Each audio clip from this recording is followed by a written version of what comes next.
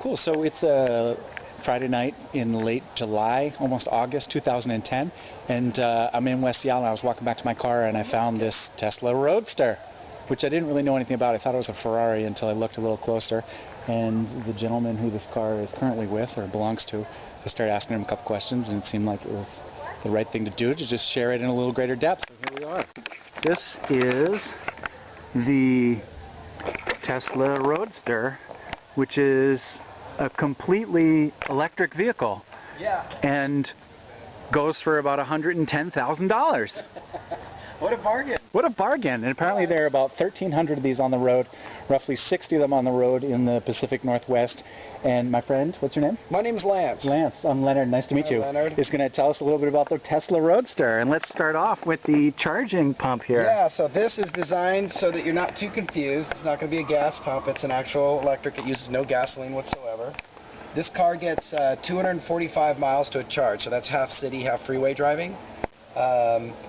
The 0 to 60 on it is 3.7, so that makes it one of the fastest accelerating cars in the world right now. So the entire body of this car is made out of carbon fiber, which is the new composite that Boeing, the Dreamliner, is trying to use to get their product in there. So that makes it 4 times stronger than steel, but 1/4 the weight. Wow.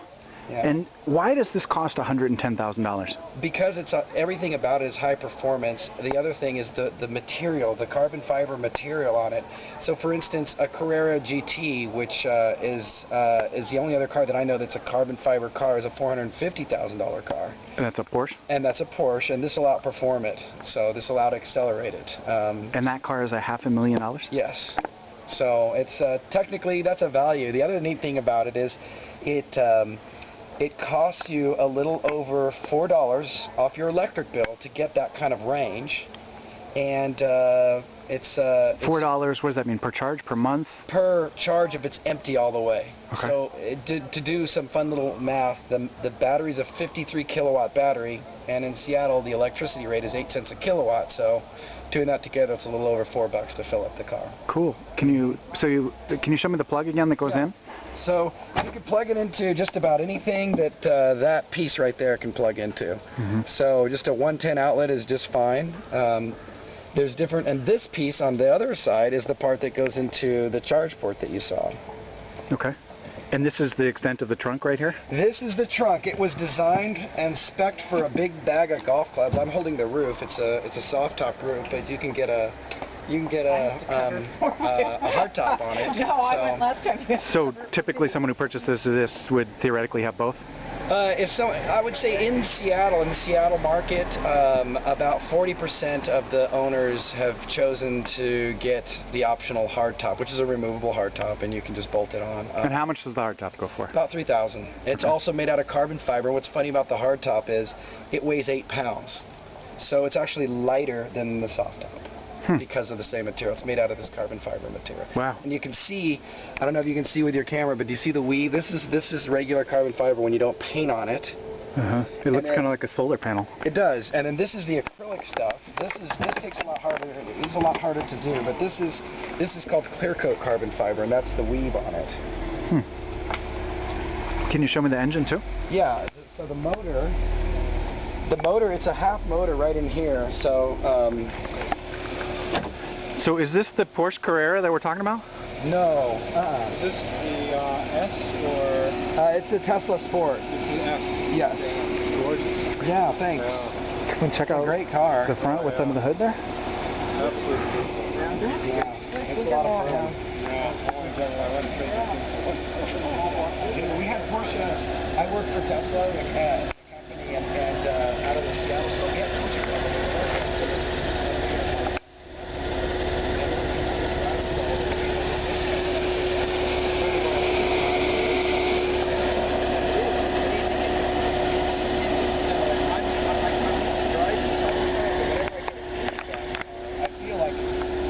Back, in time or something. Yeah. You get so used to how it's so responsive because it's just one gear. Yeah. So the torque is there anywhere. Everybody knows the 0 to 60 is like crazy fast. It's 3.7, right. Yeah. but you can punch it at 30, at 40, at 50, and you're still going to get 80% of the G no matter where you punch it from. It's a lot of fun. That's the next one after I'm done with this. Yeah, too. Yeah, swing by. So, in contrast, what do you think of how much a Porsche like that goes for? That one, I don't know. I think I didn't see the back if that was a Boxster or not. 4S? I don't know. I think that could be about 70. Okay. But the one that this competes with is the Porsche's best, which is a twin turbo. Okay. And that's, could go 100,000 plus. But this will outperform as far as acceleration-wise any Porsche that Porsche has to offer right now. Nice.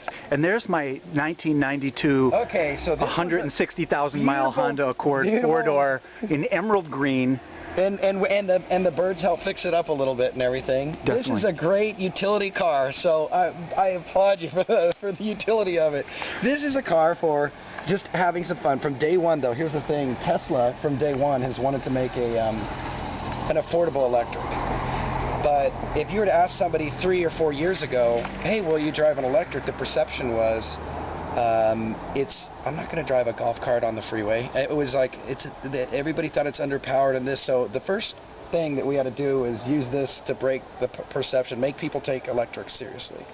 That's a funny angle to take on it as opposed to the opposite of I mean, obviously the technology takes a lot to get. It takes also a lot of capital to mass produce a bunch of cars. So if you start at the high end and have people, now I think because of this car, the Roadster, people are taking electric cars a lot more seriously. We have a sedan that's coming out that's a $50,000 car. And then even after that, on the engineering drawing board, there's a subcompact. Where's this car manufactured? In Menlo Park, California. Okay. Yeah. May I step into the driver's seat? Go for it. Have a seat. Nice. You wouldn't know it, but the handle appears to be right here. And I'm going to step into this here Tesla Roadster for a sec. It rides low, so put your right leg in first. And then, yeah, there you go. Slide it in, pull your left leg across. Nice. You are in a Roadster. Sweet. And it's kind of neat there. If you notice, one of the neat things is look at that left gauge. That left gauge is your miles per hour and RPM because there's only one gear on this car. The right gauge, it starts at 12 o'clock, that right gauge right there, and that shows you energy out of the battery when you accelerate. But when you let off the accelerator, it turns into an alternator, the motor, and it catches your forward motion to slow it down. So it charges back up the battery when you're doing that. It's called regenerative braking. Right, that's the main premise in electric vehicles, right? It is definitely one of them. You get a lot more range when you're recapturing instead of wasting that energy and heating up the brake pads, or wasting your brake pads in general, you're actually charging back up the battery. So the pads, even on these cars, go like 80 or 100,000 miles. If you're driving under 40 miles in regular driving, you could get away with not even touching your brakes once. It's such a powerful slowdown that pulling off the accelerator lights up the brake lights. Sweet. So you want to flip me the keys and I'll just take it for a spin? Take it out. That's a touch screen also right there, and it's kind of neat because with that touch screen it does a bunch of things. It shows you your battery levels. Here, keep the camera on there. And see the picture of a battery and how many miles you have left on that battery? So that right there, it does a number of functions, but that's the main function, so you know how much you have left to drive. The other function is it has quite a few, but one of my favorites is it has a valet mode, so no one can do a Ferris Bueller's Day Off. Can we go for a swing around the block together with you driving? Yeah. Awesome. Might as well do it this way because we're rolling. All right. There you go. Back in a moment. Quick spin. See what we can swing. All right. Wow, so there is no engine per se to turn on. Like you're never going to feel it turn over. No, you'll hear something, but when the car's not moving, there's actually nothing moving in the car. So I just pushed it in drive. That's all there is to it. Just by pushing that green button? That's right. I just push it in drive. Nice. That's the gear shifter. Nice. And we're rolling, and you don't even know that there's a motor running. That's right. And there's my beautiful ride. Check out that hot 92 Accord. Hey, it's good. You know, it's always nice to have two cars. One for your super long road trips, and one for your daily commuting, fun driving car. But we take this car. Which one is this? This is the one for your super long road trips. You know, but this is where it can't be well. No, I mean, are you going to plug it in where your destination? Yeah. So we can, if we go to, so for instance, we can go to Portland on a single charge from Seattle. That's nice. about a 180-mile run. You get to Portland and you go charge it up, plug it in or something, and you can come back the next day or whatever. We do this exact car has been to Portland a number of times, just on events that we do. And how do you restrain yourself if this is so capable of going so fast, so easily? I mean, why even make a car that goes double and a half the speed limit? Because if you're most sports car people, whether they admit it or not, people like sports cars because they're G-force junkies. And so it's all about acceleration, not the maximum speed? Right. There's not many places you can go to maximum. But look, watch, I'll show you what it's capable of. Ready? Okay, here we go. Hyperspace! Woo! Yeah!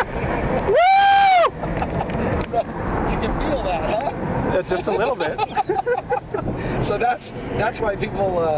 Nice. That's why people. Flip a Yui. Let's do it again.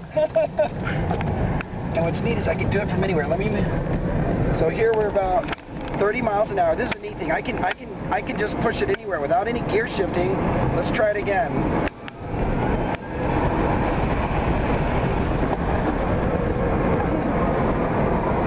So you can see that's why somebody would, you know. I wouldn't call myself a G-force junkie, but that was pretty sweet. Nice. You can feel it. So here we are on Fauntleroy in West Seattle on a Friday night in late August 2010, and we were test driving the Tesla Roadster with my man Lance, and wow, it was pretty impressive. I don't see myself quite feeling the need to put out that 110 grand it would take to purchase this, but no, it's also a great car if you're not into seeing like oil spills in the Gulf or seeing, you know, seagulls all nice and oily and stuff like that. It's far from an environmental and eco point of view. It's a wonderful car. It just depends on what your angle is. If your angle is green, the eco thing, so any electric car will work. I'm with you. That's great and all, but when the car is $110,000, isn't that kind of beyond the reach of almost everybody? We know that, and it is. And it's not our ultimate goal of Tesla is not to have cars that are out of reach. This car is really a perception changer. The owners of these cars, particularly in the Northwest, they're doing it, if I was to poll 90% of them, 90% and say, hey, if Tesla didn't exist, would you be driving around a 911 Turbo? Would you be driving around a Ferrari? And the answer to 90% of that is no, no way. So they're doing it more for an eco point of view.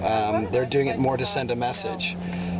Versus in California or maybe in Florida, the motivation is much more, oh, I want to have a super fast sports car. Well, we've merged three things together that was really hard to do with electric. We've made a very high performance car. We've made an eco car, and it's a pretty car. It's a gorgeous car. And so all around, if you're a car person, we want somebody who is in that, currently for this car, somebody who's in the market for something like that and wants to try an alternative other than to old-fashioned gas-burning cars. This is a wonderful answer. Yes, 2 years from now we're coming out with a sedan that's much more affordable, and after that is a subcompact. So that's what's in line for Tesla. Nice. Let's take one more look from outside the vehicle. Sure. Gonna leave a little rubber? Yeah, well, yeah, a little, we just did a little bit.